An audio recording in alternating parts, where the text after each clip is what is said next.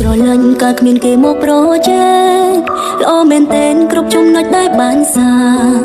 តែក្រោយពេលគេចូលមកបងចាប់ផ្ដើមងាកទៅខាងហ៊ានអះអាងទោះគ្មានអូនក៏មានគេជុំពីមើលតើគេ